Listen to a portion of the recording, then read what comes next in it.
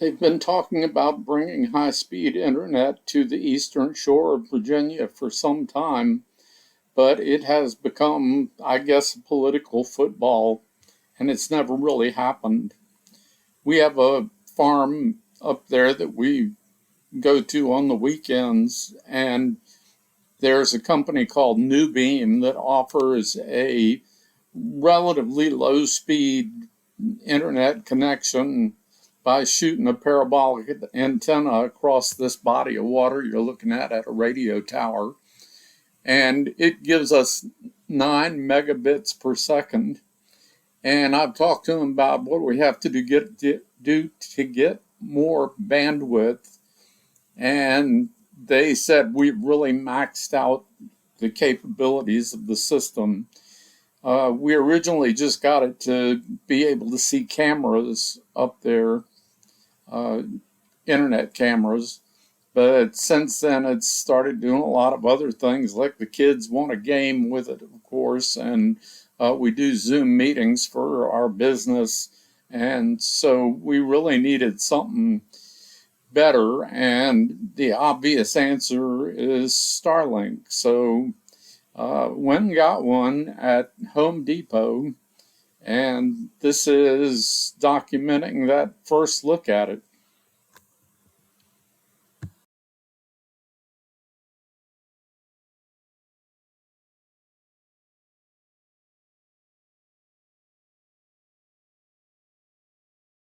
We're going to unpack this Starlink setup that we're going to use up here on the eastern shore, where there's no internet available by normal means. So Max is going to start opening up this box that we paid $500 for. So open it.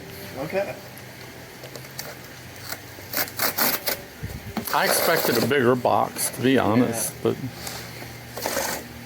the guy brought it out and I said, well, that's the antenna.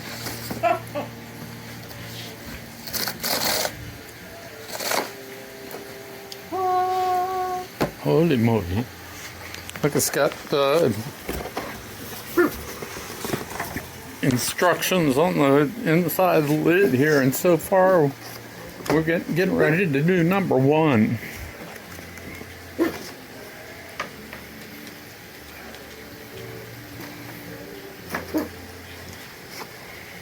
There's that cable to hook it up with. The power supply. Ooh, comes with the tool. A mount for the antenna, which is, I guess, is good. All right. Okay. So let's start with number 1 up here and flip open the back of the antenna and hook up the power supply.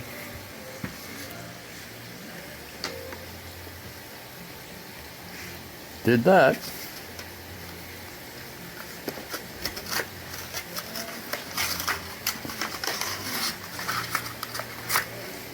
Feel like a kid on Christmas. That's a good thing, right? Yep. Is this a particularly high tide? It's really low tide. Is it really? Yep.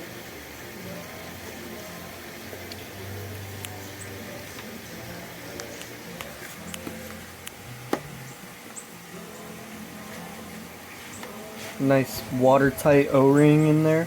So far the complexity level is quite low. Uh-oh. You were supposed to put that through that stirrup on the back. Don't pull on the cable, pull on the plug. There's nothing to pull on. There we go.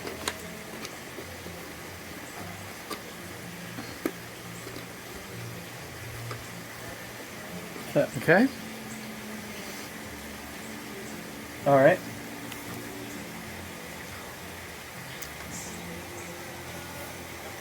What's step number 2 here? Well, this is still part of 1. Oh, we're All right. still. Nope, you're good. We're plugged in.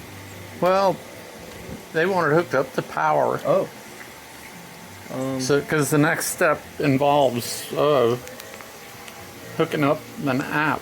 Oh, here. okay.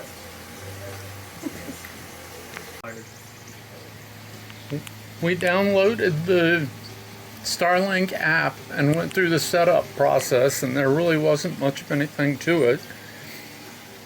It puts you through, it offers you the opportunity to do an obstruction scan to find out how much clear unobstructed view you have of the sky, and it turns out we're going to have some issues with that stuff here.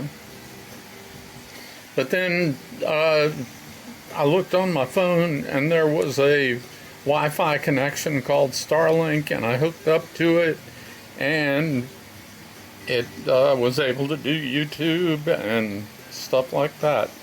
So now we got to come up with how we're going to mount this thing to get the best view of the sky, and that remains to be seen. But all in all, it was a very quick setup, and it really does work.